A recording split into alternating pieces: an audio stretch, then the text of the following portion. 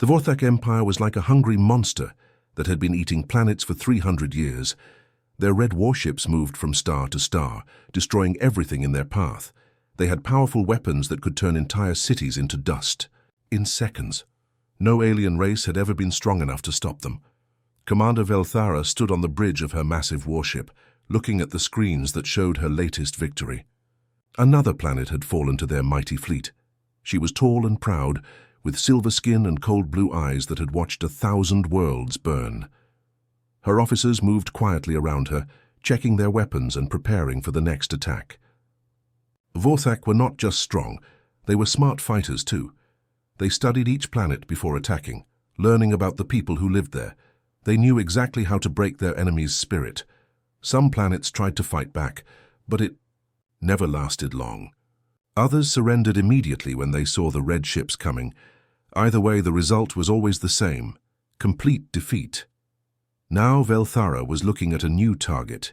It was a small blue and green planet in a quiet corner of the galaxy. The locals called it Earth. Her scouts had been watching this world for months, and their reports made her smile. The humans who lived there were weak and divided.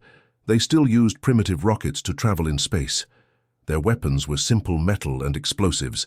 They had no energy shields or plasma cannons. "This will be easy," Velthara told her second-in-command. "These humans won't last a day."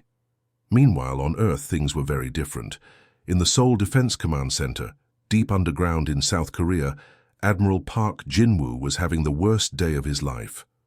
He was a tough man who had spent 30 years in the military, fighting in wars and keeping peace around the world. His hair was turning grey, and his face showed the marks of many battles. But nothing had prepared him for this moment. The alien message had come through every radio, television, and computer on Earth at the same time. The voice was cold and electronic, speaking in perfect human languages. It said the Vorthak Empire was here to take control of Earth.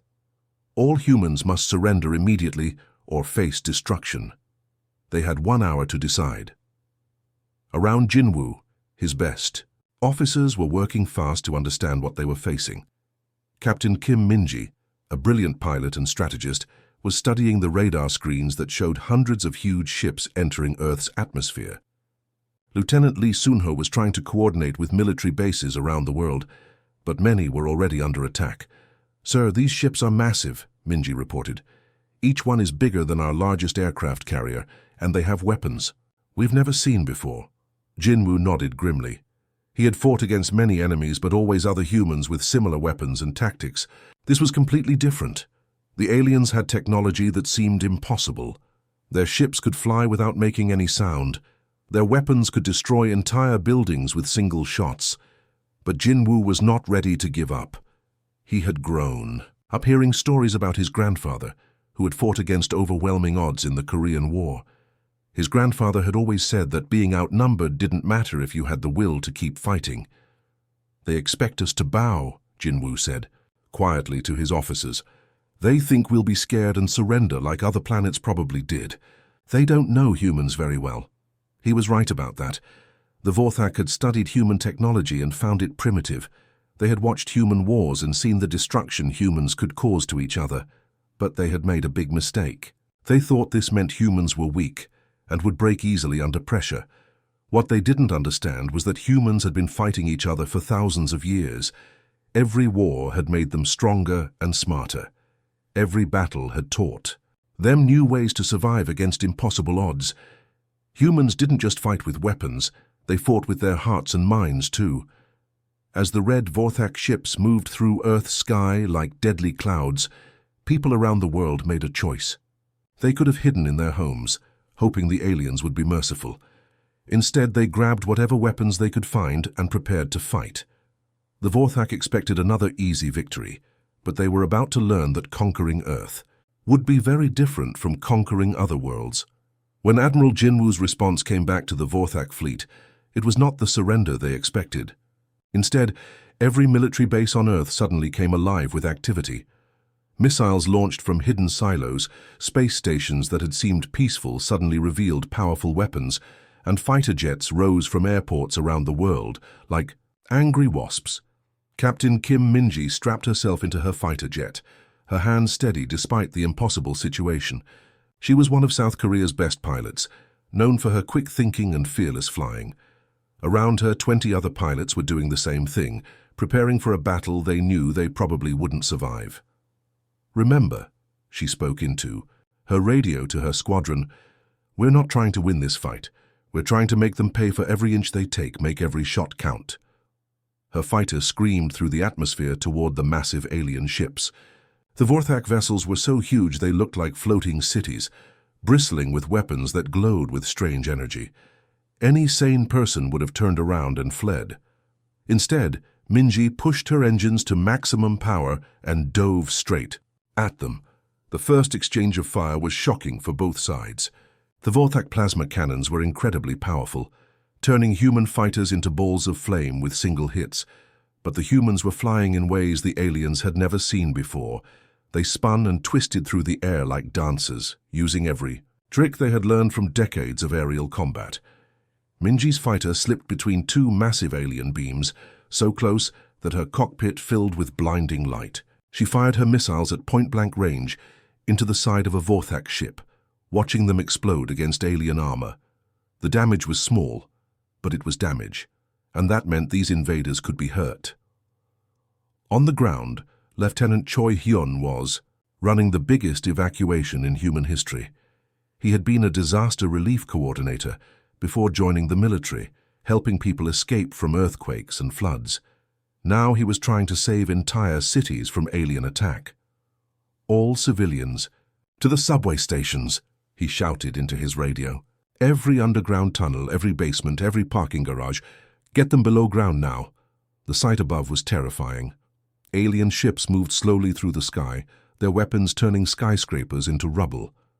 But for every building they destroyed, they found that humans had already evacuated most of the people inside. Choi Hyun had learned something important from natural disasters. When people worked together, they could survive almost anything.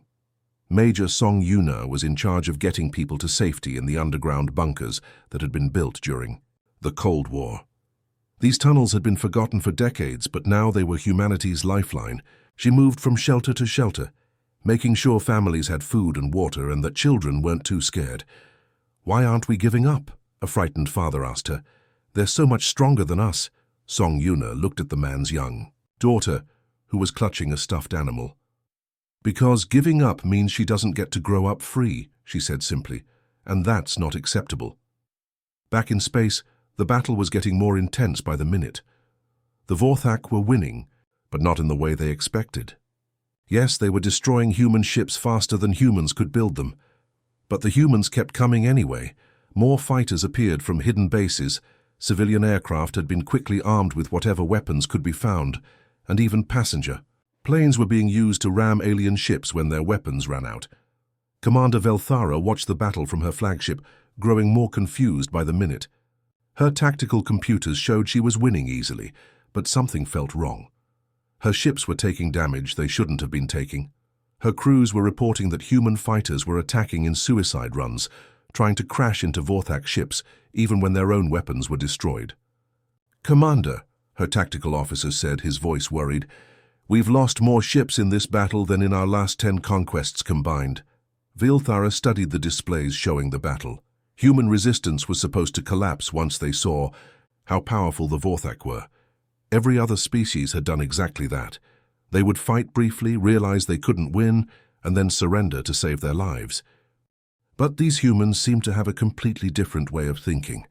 When their weapons were destroyed, they used their ships as weapons. When their ships were destroyed, the pilots ejected and tried to fight with handheld weapons. When those ran out, they threw rocks. The most disturbing thing was how they communicated with each other. Velthara's ships were intercepting human radio transmissions, and instead of panic or despair, they heard things like, "Good luck, see you on the other side," and "Make them remember us." These humans were treating certain death like it was just another day at work. As Earth's surface defenses finally began to fail under the overwhelming alien firepower, Velthara expected to see the usual signs of complete surrender. Instead, she watched something she had never seen before. The surviving humans didn't throw down their weapons or beg for mercy. They simply disappeared. Within hours, the cities that had been full of desperate fighters were empty and quiet. But not abandoned empty. It was the kind of quiet that felt dangerous, like a forest right before a storm. "They're not retreating," her tactical officer reported, studying sensor readings from the planet below. "They're regrouping." 6 months had passed since the Vorthak ships first appeared in Earth's sky. From above, it looked like the aliens had won completely. Their red banners flew over every major city, their patrol ships cruised through empty streets, and their soldiers marched through what used to be busy shopping centers and parks. But Commander Uvelthara was learning that controlling a planet's surface was very different from actually controlling the planet. Every day brought new problems that her military training had never prepared her for. Supply convoys disappeared without a trace. Communication towers were sabotaged in the middle of the night. Her soldiers reported strange sounds coming from beneath their feet, sounds that suggested the humans were still very much alive and very angry. Deep beneath Seoul, in the maze of subway tunnels that stretched for hundreds of miles under the city, Captain Oh Seung was planning his next attack. He had been a special forces officer before the invasion, trained in guerrilla warfare and urban combat. Now he was putting those skills to use in ways his instructors had never imagined. Oh Seung was not a big man, but he moved through the dark tunnels like a ghost. He knew every maintenance shaft, every abandoned station, every hidden passage that connected the underground network. More importantly, he knew how to use these tunnels to appear anywhere in the city without the aliens ever seeing him coming. Tonight's target was a Vorthak supply depot that had been built in what used to be Seoul's main shopping district. The aliens thought they were safe because they had guards posted around the building and sensors watching the streets. They didn't know that Oh Seung could reach them through the old storm drains that ran directly under their warehouse. With him was Sergeant Han Nari, a woman who had become legendary among the resistance fighters. Before the war, she had been an engineer working on construction projects. Now she was the best bomb maker in the underground. More importantly, she had figured out how to turn captured alien technology into weapons that could actually hurt the invaders. "The power cells from their hand weapons work perfectly in our improvised explosives," she whispered to Oh Seung as they crawled through a narrow drainage pipe. "They pack 3 times more punch than anything we used to have." Han Nari had learned something important about the Vorthak. They were incredibly advanced, but they were also wasteful. They threw away damaged equipment that humans could repair and reuse. They left energy cells lying around like garbage. Most importantly, they had never expected anyone to be clever enough to figure out how their technology worked. Above ground, the aliens were dealing with a different kind of problem. In the mountains outside Busan, former Marine Colonel Yoon Tae had turned the rocky hills into a nightmare for any Vorthak patrol that ventured too far from the cities. Yoon Tae had spent 20 years learning how to fight in difficult terrain, and now he was teaching those lessons to hundreds of civilian volunteers who had refused to surrender. His resistance cells moved like mountain spirits, appearing from hidden caves to attack alien convoys, then vanishing back into the rocks before reinforcements could arrive. The Vorthak had superior weapons and vehicles, but their equipment was designed for fighting in open space or on flat battlefields. In Odyssey, the twisted valleys and narrow passes around Busan, their advantages disappeared. "Every rock could hide an enemy," Yoon Tae told his fighters during a secret meeting in an abandoned mineshaft. "Every tree could be a sniper's nest. We know this land better than they ever will, and we're going to use that knowledge to make them pay for every step they take." The mountain fighters had developed their own special tactics. They would roll boulders down onto alien vehicles, use mirrors to redirect sunlight and blind alien pilots, and even trained local wildlife to carry small explosive devices to enemy camps. The Vorthak found themselves jumping at every shadow, never knowing when the next attack would come. But perhaps the most important work was being done by people the aliens never even thought about. Dr. Kang Soo had been a computer engineer before the invasion. Now he worked in a hidden laboratory built inside an abandoned subway car, surrounded by pieces of captured Vorthak technology. He spent 18 hours a day taking apart alien devices, figuring out how they worked, and finding ways to make human versions. "Their technology isn't magic," he explained to other resistance scientists during one of their secret meetings. "It's just very advanced physics. Once you understand the principles, you can build your own versions using materials we can find or steal. Working alongside him was Lee Jiwon, a former army medic who had become the underground's most important doctor. She treated wounded fighters in hidden clinics, built in abandoned basements and forgotten storage rooms. But more than that, she kept people's spirits up when they wanted to give up. "Every person we save is another fighter tomorrow," she told her volunteer nurses. "Every wound we heal is a victory against despair. We're not just keeping bodies alive, we're keeping hope alive." The most frustrating thing for the Vorthak was how quickly humans learned from their mistakes. Every failed attack taught the resistance something new. Every captured piece of equipment became a tool for the next operation. Every dead fighter's knowledge was passed on to others who continued the fight. Commander Velthara received daily reports about increasing casualties among her forces. Her soldiers were trained for big battles between organized armies, not for this kind of endless shadowy warfare where enemies could be hiding anywhere. They were becoming nervous and trigger-happy, which only made the local population hate them more. "How many humans are we actually fighting?" she asked her intelligence officer during a strategy meeting. "We don't know, Commander. It could be thousands or tens of thousands. They blend in with the civilian population. They strike from underground, then disappear. We control the surface, but we have no idea what's happening beneath our feet." Velthara was beginning to understand that conquering Earth might have been the easy part.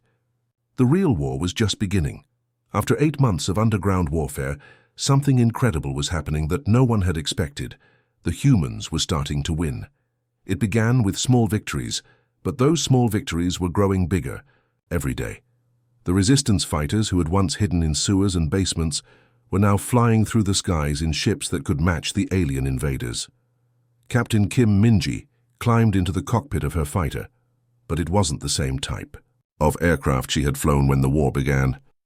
This new machine was a strange hybrid, part human engineering, part alien technology. The frame was built in hidden factories using Earth materials, but the engines were powered by captured Vorthak energy cells. The weapons were human-designed, but they fired the same devastating plasma that the aliens used. "Ready for patrol, Captain," her wingman Lieutenant Park Dowan reported over the radio. He had become something of a legend among the pilots. During the early days of the war, he had been shot down 3 times by alien fighters. Each time he had studied the wreckage of his own plane and the enemy ships, learning exactly how Vorthak shields worked and where they were weakest. "Their shields have a refresh cycle of 2.3 seconds, Dowan had explained to other pilots during training sessions held in abandoned aircraft hangars. If you hit them in exactly the right spot during that brief moment, their entire defensive system goes down for nearly 10 seconds. That's enough time to destroy them completely." The results were remarkable. Human fighters that had been helplessly outmatched just months before were now winning dogfights against alien ships. The skies over Seoul, which had been completely controlled by the Vorthak, were now contested battlegrounds where human pilots fought with confidence and skill. But the real breakthrough had come from an unexpected discovery made by Major Song Yuna.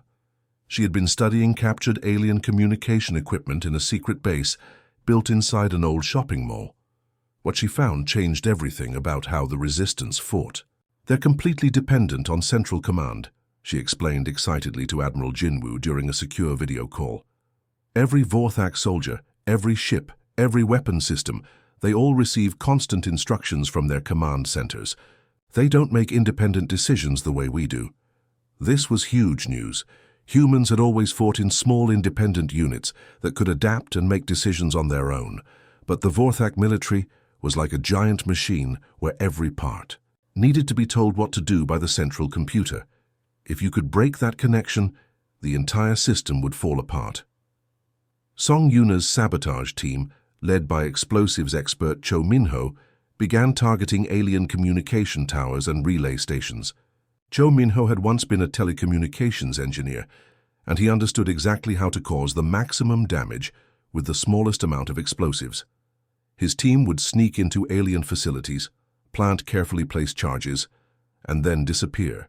Before anyone knew they had been there, the effects were immediate and dramatic. When communication networks went down, Entire alien formations would simply stop moving. Their ships would hover in place, waiting for orders that never came. Their ground troops would stand around looking confused, unsure of what to do without constant guidance from their commanders. Meanwhile, in hidden laboratories scattered throughout the underground, engineer Jung Hana was working alongside Dr. Kang Su to solve another crucial problem. The captured alien weapons were incredibly powerful, but they had been designed for beings with different body sizes and strength than humans. A Vorthak plasma rifle was too heavy for most people to carry, and the controls were positioned for hands that were larger than human hands. Jung Hana's solution was brilliant in its simplicity. Instead of trying to use alien weapons exactly as they were designed, she rebuilt them from the inside out. She kept the powerful alien energy systems and plasma generators, but she put them inside lighter frames that humans could actually use. She redesigned the controls so they fit human fingers, and she added features that the aliens had never thought necessary. Their weapons are more powerful than ours, she explained to a group of resistance fighters who were testing her modified designs, but ours are smarter. We've added targeting systems, safety features, and backup power supplies that their original versions don't have. The modified weapons were a game changer. Resistance fighters who had been hiding from alien patrols were now actively hunting them. Human soldiers armed with Jung Hana's hybrid weapons could stand toe-to-toe with Vorthak warriors and win. Admiral Jinwoo watched all of these developments from his mobile command center, a converted subway train that moved constantly through the tunnel networks to avoid alien detection. He had aged years in the past months, but there was something new in his eyes that hadn't been there at the beginning of the war. It was hope, mixed with a fierce pride in what his people had accomplished. "Look at what we've become," he said to his staff officers during a strategy meeting. 8 months ago we were hiding in holes throwing rocks at spaceships. Now we're outflying them, outsmarting them, and outfighting them with their own technology. The transformation was remarkable. What had started as a desperate last stand by a primitive planet was turning into something the galaxy had never seen before. Humans weren't just surviving the Vorthak invasion. They were learning from it, adapting to it, and slowly but surely turning it around. Reports were coming in from resistance cells around the world. In London, human fighters were using modified alien hover vehicles to patrol the Thames. In Tokyo, resistance scientists had figured out how to hack into Vorthak computer systems. In New York, underground factories were producing hybrid weapons, faster than the aliens could destroy them. For the first time since the red ships had appeared in Earth's sky, Commander Velthara was beginning to worry that her mighty empire might have picked the wrong planet to invade. The sun was just beginning to rise over the Pacific Ocean when Admiral Jinwoo gave the final order that would change human history forever. For 10 months, Earth's people had fought from underground tunnels and hidden bases, slowly learning how to match their alien invaders. Now it was time to take the fight directly to the enemy's most powerful ship. The plan was incredibly dangerous, but it was also their only real chance to end the war. Intelligence gathered by resistance cells had revealed that Commander Velthara's flagship contained the central computer that coordinated all Vorthak forces on Earth. If they could capture or destroy that ship, the entire alien military structure would collapse like a house of cards. "This is it," Jinwoo spoke into his radio, addressing fighters scattered across the globe. "Everything we've learned, everything we've built, everything we've sacrificed, it all comes down to the next few hours. Today, we take back our planet." The assault began with a coordinated strike that used every advantage humans had gained during the long underground war. Captain Kim Minji led a squadron of hybrid fighters in a direct attack on the flagship's escort ships. Her modified aircraft darted between the massive alien vessels like angry wasps. Their human-built weapons firing captured Vorthak plasma with deadly accuracy. But the real attack was coming from an unexpected direction. Captain Oh Shung and his Special Forces team had spent weeks preparing for something that the aliens would never expect. A direct boarding assault on their command ship. Using stolen Vorthak transport pods, modified to carry human soldiers, they approached the flagship from below, where alien sensors were least likely to detect them. The boarding pods attached to the bottom of the alien ship with magnetic clamps that Sergeant Han Nari had designed using captured technology. As the hull-cutting charges she had prepared burned through the alien armor, Oh-seung couldn't help but smile grimly. The Vorthak had built their ships to fight other spacecraft, not to repel boarders who came from inside their own captured equipment. "Breach successful," Oh-seung reported as his team poured through the hole they had cut in the ship's hull. "We're inside the belly of the beast." The interior of the Vorthak flagship was unlike anything the human soldiers had ever seen. The corridors were enormous, built for beings much larger than humans. Strange lights pulsed along the walls, and the air hummed with energy from alien machinery.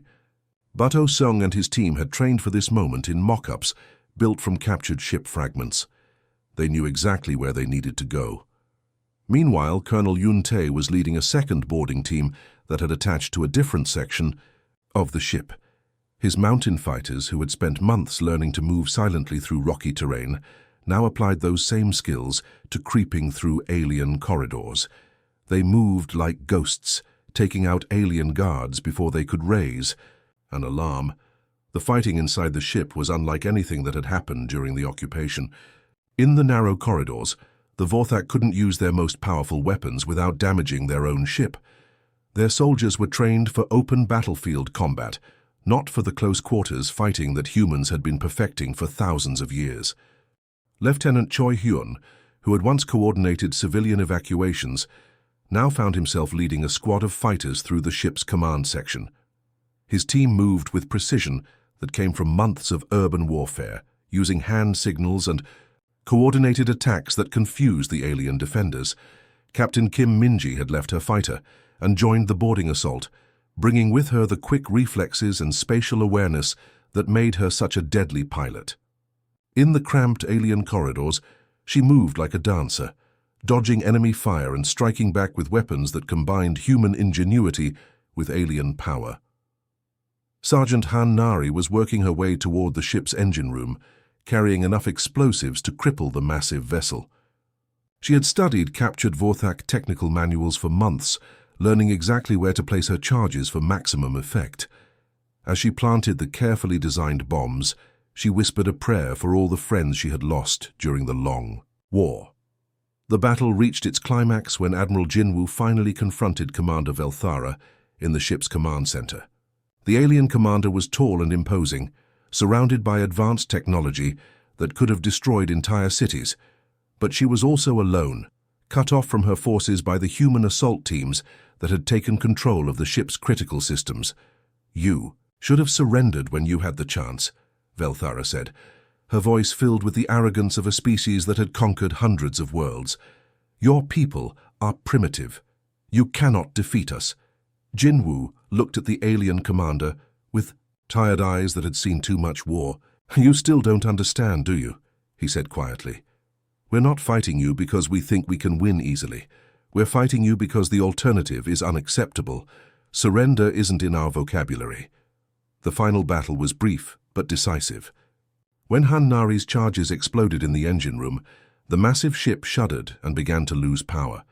When Choi Hyun's team secured the bridge, the ship's weapons fell silent.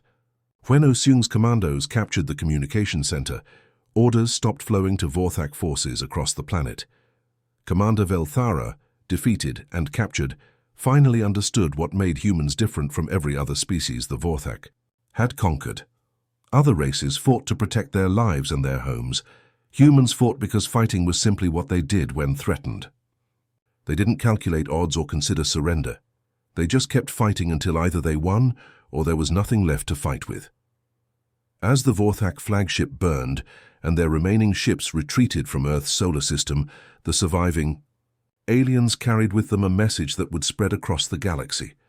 There was a small blue planet whose inhabitants had done something impossible. They had taken the weapons of their conquerors and turned them into instruments of liberation. The humans had not just won their freedom. They had announced to the universe that Earth was not a planet that could be conquered. They had transformed from a primitive species into something new. Warriors who could adapt to any challenge, learn from any enemy, and never, ever give up. The war was over, but humanity's journey to the stars was just beginning.